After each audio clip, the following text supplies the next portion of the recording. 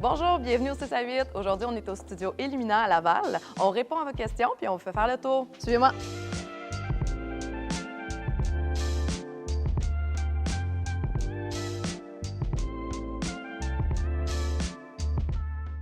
Salut Alex! Salut! Merci de nous recevoir aujourd'hui dans ton super de beau studio.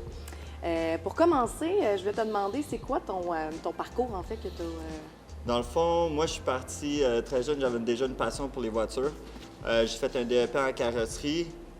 J'ai lâché mon DEP en carrosserie pour commencer à faire du tatouage, mais j'ai toujours gardé ma passion pour les voitures. OK. Fait qu'au cours des années, j'ai développé dans le fond un petit projet que j'avais ici de vouloir combiner plusieurs centres d'intérêt que j'avais. Puis, veux pas, les voitures, le tatou, puis je me suis fait des amis qui étaient barbiers pas mal aussi. Passer son temps dans des barbershops, faire des connexions. Fait que j'ai ramené tout ça ensemble, puis ça a donné ce que ça a donné aujourd'hui. Comme tu décris, c'est un petit peu comme un man cave Ouais, version moderne un peu. C'est sûr qu'on retrouve spécialement des services offerts pour les hommes, mais on a le côté tatou aussi qui amène beaucoup de filles à venir se faire tatouer. Aujourd'hui, je veux dire, ça va autant gars que filles. Oui, c'est vrai. Fait que, les voitures aussi. Ouais, exactement, les voitures aussi. Ouais, surtout Kim, hein? On le sait bien. Mais ouais, non, fait que, tu sais, je voulais vraiment faire un genre de...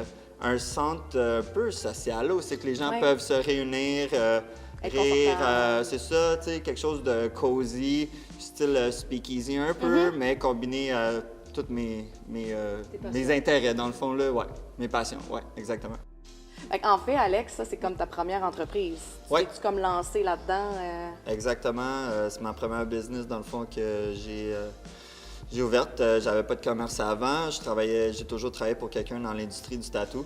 Puis je pense qu'à l'âge que je suis rendu, 33 ans, il était temps pour moi de voler de mes propres ailes, comme on dit. Fait que j'ai décidé de pas y aller avec le dos de la cuillère non plus. Hein? Malheureusement, j'ai pas trouvé une place plus grosse que ça. Mais non, ça me prenait quelque chose de gros comme ça pour rassembler toutes tes passions. Exactement. Fait que c'était bien excitant. Un peu stressant? Oui, pas mal stressant, me dire. Beaucoup des nuits à rester debout pour organiser tout ça. Mais je suis très fier de où ça m'a amené aujourd'hui. Oui, félicitations. Merci Super beaucoup. beau résultat. Oui, vraiment. Alex, toi puis moi, ça fait 15 ans qu'on se connaît. Ouais. Puis j'ai une petite anecdote cocasse quand même. Un de mes premiers tatous, et je pense pas mal, ton premier tatou, c'est moi qui l'ai. Ouais, dans le sous-sol chez les parents, dans Rosemont à Montréal, sur un sofa, je pense. Oui, exact, sur le side, premier tatou sur le pied, merci, bonsoir. Exactement. C'était pas nécessairement un succès, mais au moins j'ai l'impression d'avoir participé. Mais gars, exactement, t'as contribué à ma carrière, dans le fond. Au début de ma carrière, donc. Ouais. Puis toi aussi, ton premier C'est vrai, tatou? c'est vrai. Mon premier, mon seul tatou que c'est toi qui l'as fait. Alex qui est venu juste avant l'ouverture justement du studio, fait qu'elle a vu un peu l'évolution aussi de comment que ça a été, là. Exact. Ouais, c'est ça qui est ça. Moi aussi, j'étais comme on finit sur quoi, là? Un gros merci, Alex, de nous recevoir dans ton superbe studio. Puis là, maintenant, on va répondre à vos questions. Ça fait plaisir. Donc, je suis avec Tyler, le propriétaire de Autoconcierge. Salut, Tyler. Ça va? Ça va, toi? Merci de nous parler. Merci pour m'avoir. Oui.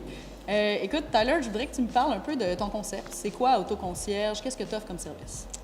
C'était un concept que j'avais en tête pour longtemps actuellement. C'est une place où tout le monde peut venir pour faire n'importe quoi que ce soit sur leur voiture. Soit des modifications, des changements d'huile, une wrap de couleur, des exhausts, des ventes, des achats, des locations, n'importe quoi que ce soit.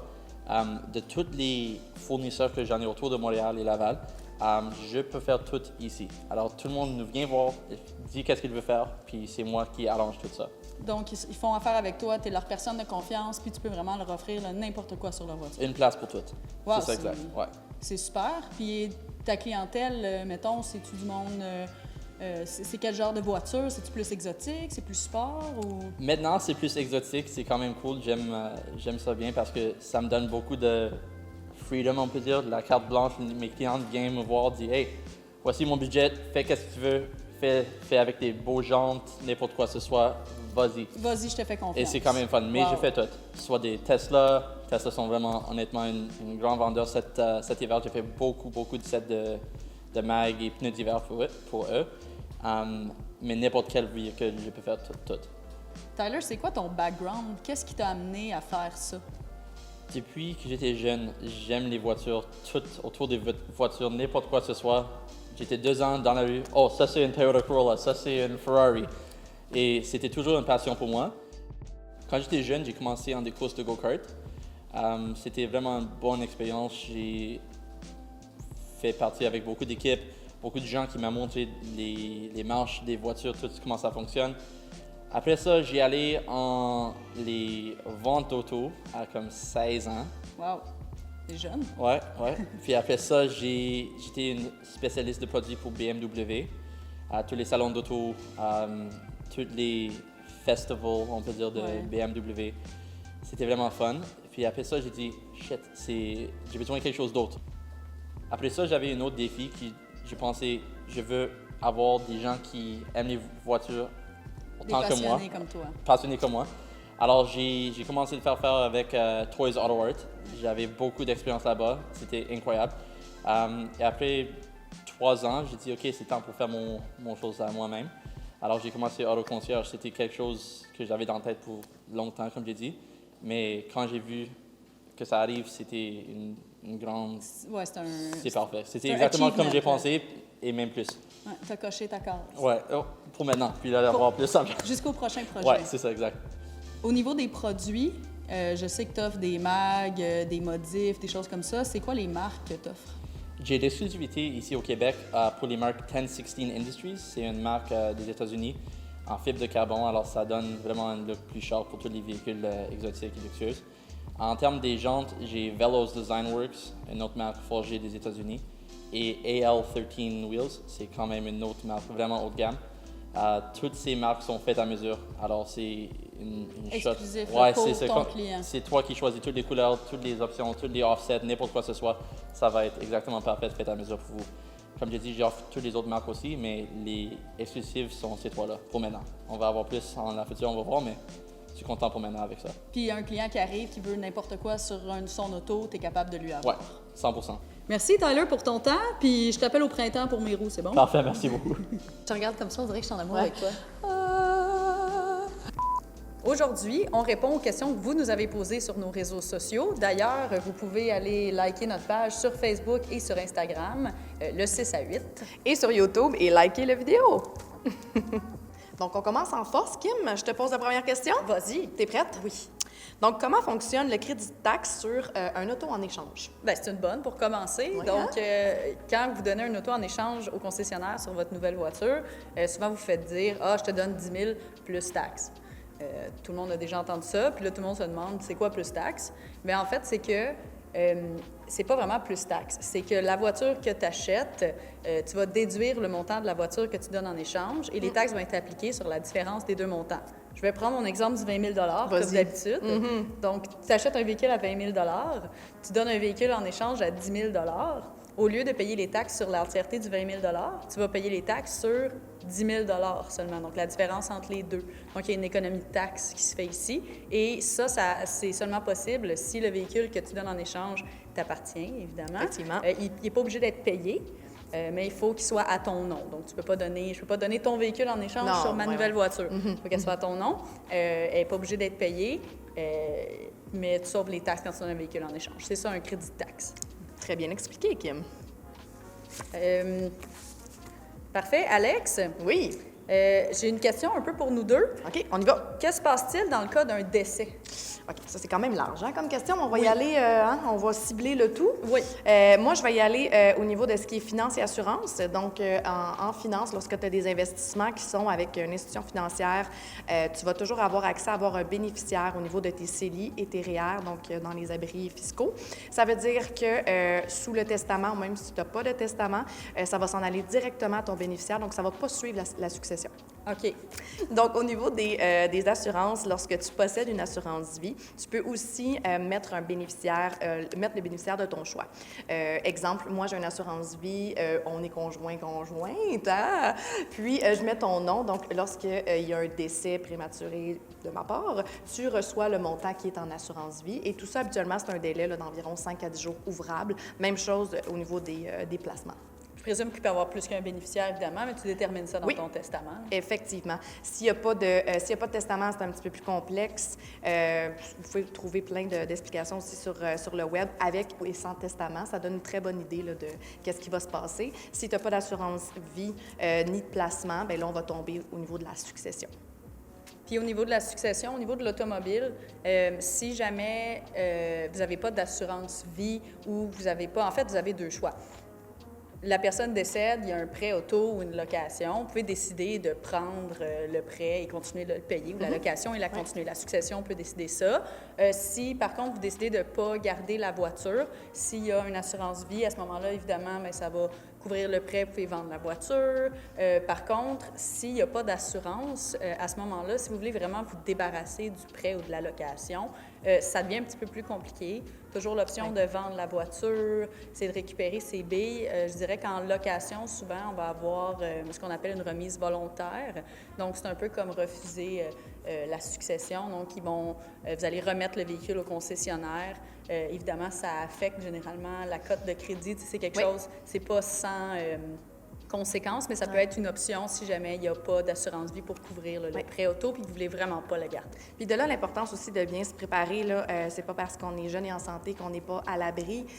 Puis justement, une assurance vie que tu prends personnelle, qu'on avait parlé aussi dans l'autre capsule, ça peut couvrir l'entièreté de tes dettes. Là, on parle d'auto, maison, dettes personnelles. Donc, super important de valider le tout avec votre conseiller. Versus une assurance vie sur ta voiture qui va en fait juste couvrir le sol de ta voiture. Puis à ce moment-là, pour le reste, ton hypothèque, tes dettes personnelles, carte de crédit, ainsi de suite, il n'y a rien qui couvre ça. Tu ne veux pas laisser des dettes à ton... peu importe que ce soit ta famille ou que ce soit tes enfants ou ton conjoint. Le but, c'est de ne pas laisser de dettes. Exactement. D'où l'importance de l'assurance vie. Parfait.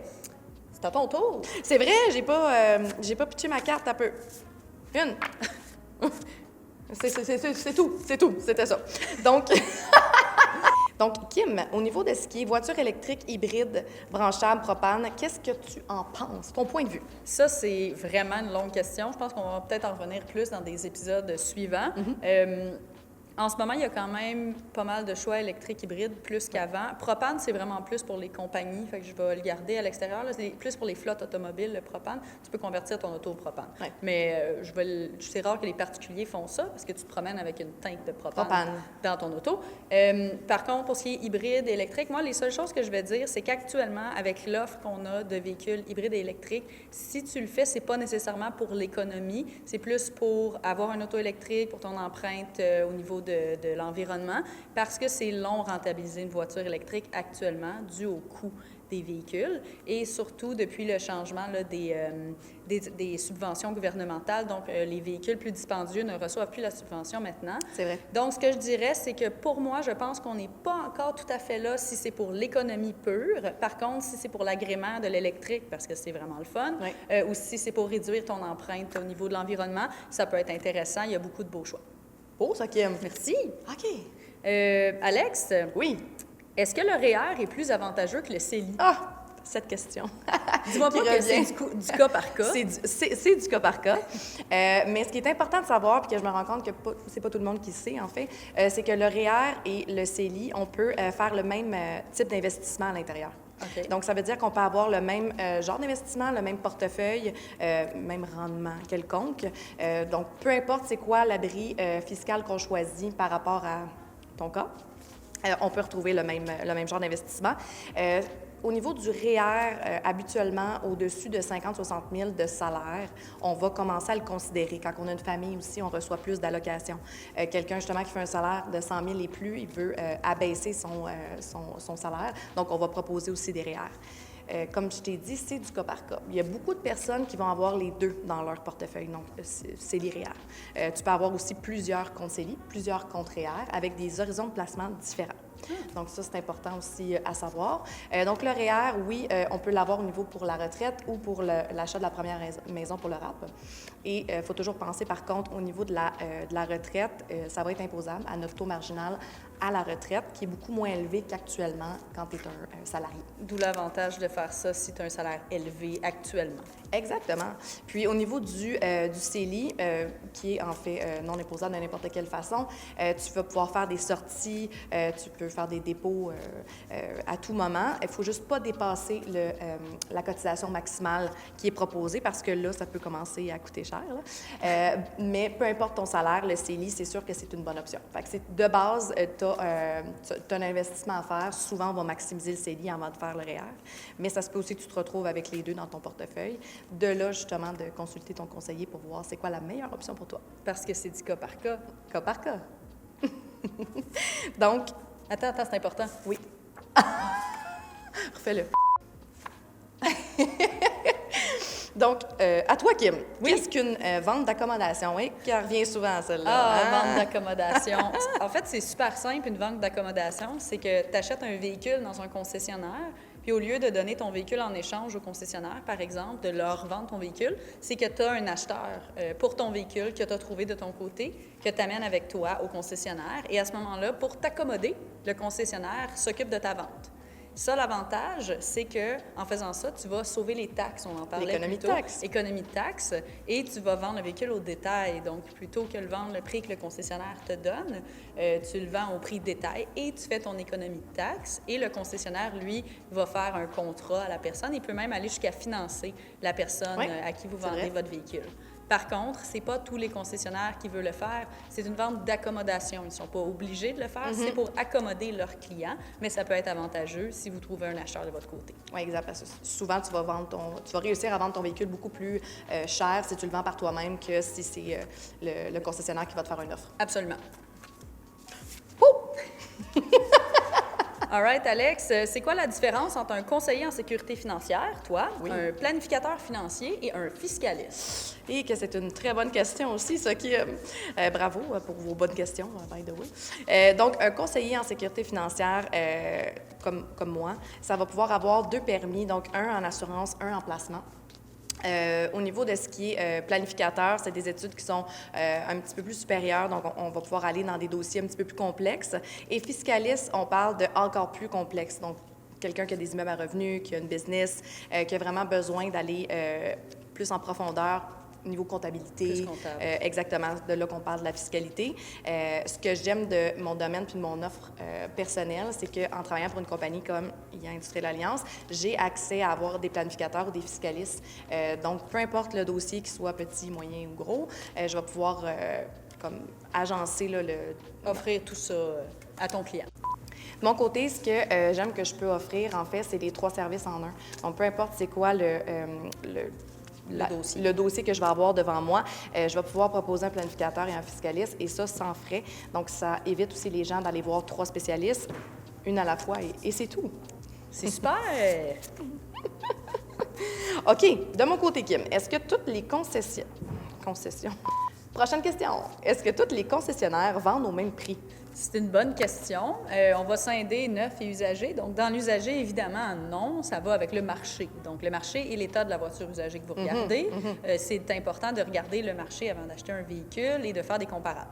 Maintenant, dans le neuf, les prix sont déterminés par le manufacturier. Donc, techniquement, le PDSF, le prix de vente suggéré par le manufacturier, c'est supposé être la même chose d'un concessionnaire à l'autre, d'un Honda à un Honda, d'un Audi à un Audi.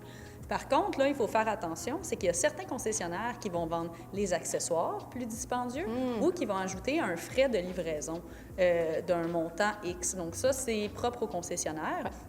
Et c'est variable d'un endroit à l'autre. Donc, c'est important de regarder pas juste le prix vendant, mais bien le prix des autres choses. Tout ce qu'il y a sur le contrat. Tout ce qu'il y a sur le contrat. Toutes les petites lignes. Mais oui, les prix de voitures neuves sont normalisés à travers le réseau et vous pouvez voir tout ça sur les sites Internet des manufacturiers. C'est vrai, ça. Ouais. Ça vous donne un bon début. Bravo, Kim! Merci. Alexandra, Oui. dans un épisode précédent, tu as parlé de pré-levier. Oui. De que c'est que t'est-ce qu'un pré-levier? Qu'est-ce que ça mange en hiver, un pré-levier? Exactement. En fait, j'avais parlé aussi des abris fiscaux disponibles au Québec. En fait, un pré-levier, ça va avoir un investissement qu'on appelle du non enregistré à l'intérieur. Ça fait un effet levier. Donc, c'est pas mal ça, hein? Un pré-levier, effet levier, wouhou! Donc, au lieu d'aller chercher ta liquidité personnelle, on va en fait emprunter à une entreprise financière un montant. Donc, on va parler encore du 20 000. Notre fameux 20 000. Oui. Donc, exemple, tu as 20 000 dans ton compte chèque en liquidité. Au lieu de prendre ta liquidité, que tu peux faire autre chose avec, justement, que ce soit des paiements personnels ou l'investir autrement, on va investir un 20 000 qui provient d'une institution. On va avoir un paiement seulement d'intérêt par mois à payer avec un taux d'intérêt. Le but, c'est d'avoir un rendement supérieur au taux d'intérêt et de le garder un minimum de 3 à 5 ans. OK. Plus longtemps qu'il reste en vigueur, mieux que c'est au niveau du taux de rendement. Mais on va aller chercher un rendement qui est quand même maximisé. Là. On parle de 6, 7, 8, 9 % et plus parce que le portefeuille va souvent avoir un 85 à 90 % d'actions à l'intérieur, tout dépendant du profil de l'investisseur. OK. Mais ça convient à un type de persona. Donc, c'est quelqu'un qui a un profil croissance à élever, une bonne tolérance au risque, un salaire qui est souvent au-dessus de 60 000 et la possibilité, la capacité de payer le paiement par mois.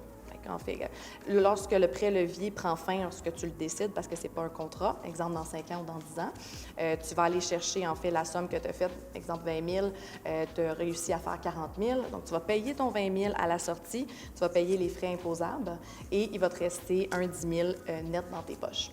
C'est du bon rendement. C'est du très bon rendement. Puis souvent, les gens vont avoir le prêt-levier parce qu'ils ont déjà, exemple, un CELI, un REER, d'autres types d'investissements. C'est complémentaire. Oui, pour diversifier le portefeuille puis d'aller chercher le maximum d'investissement possible dans un même portefeuille.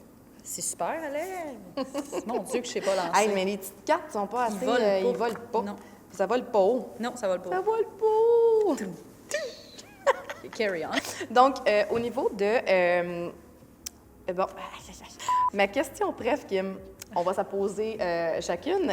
C'est quoi ta voiture de rêve? Ah, ça, c'est tellement la pire question à poser à quelqu'un d'automobile parce que c'est trop large. J'en ai beaucoup. Écoute, Choisis-en une. c'est dur, une, parce que j'en voudrais plusieurs, là. Tu as de la place pour une dans ton garage. Laquelle? Une Porsche 911 Turbo S, bon choix. 992, la nouvelle. Très bon choix. Ouais. Très, très bon Tu me choix. demandes pourquoi? Pourquoi? Parce que c'est une voiture polyvalente. Voilà que tu peux rouler autant été qu'hiver.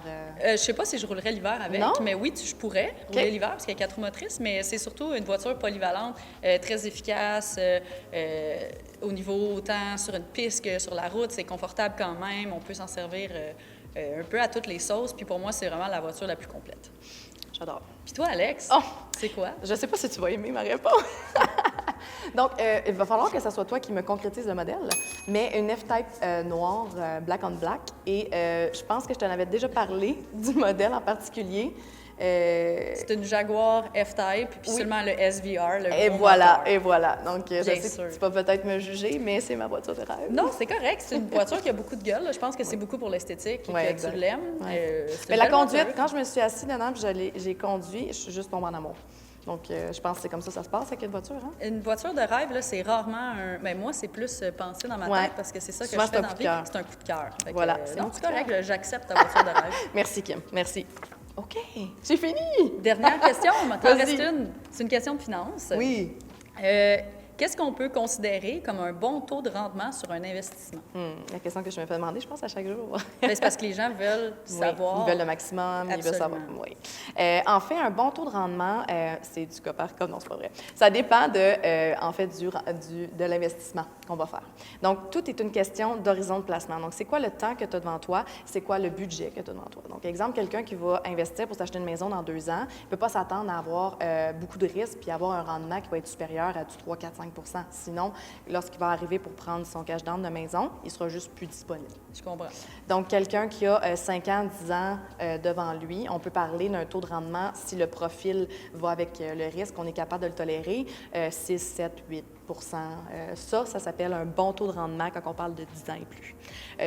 Tout dépendant aussi de ton profil. Donc, si toi, exemple, tu te situes dans le milieu de ce qui peut être le profil investisseur, parce qu'à la base, tu as prudent, modéré, équilibré, croissance et audacieux. Si toi, tu te situes à équilibré, on peut parler d'environ 3, 4, 5 de rendement. Okay. Plus on va au niveau du risque, plus on peut aller chercher un rendement supplémentaire. Mais il faut avoir le temps devant nous. Donc, le temps, c'est de l'argent. Oui, puis il faut tolérer le risque. Exactement. Plus c'est risqué, plus qu'on a des chances d'avoir un haut taux de rendement. Oui, et de là, l'importance justement de faire un profil d'investisseur à jour, souvent aux 2-3 ans, voir s'il y a eu des changements dans notre vie, puis de consulter votre conseiller pour voir c'est quoi le meilleur investissement que vous pouvez faire pour vous. Mais c'est super!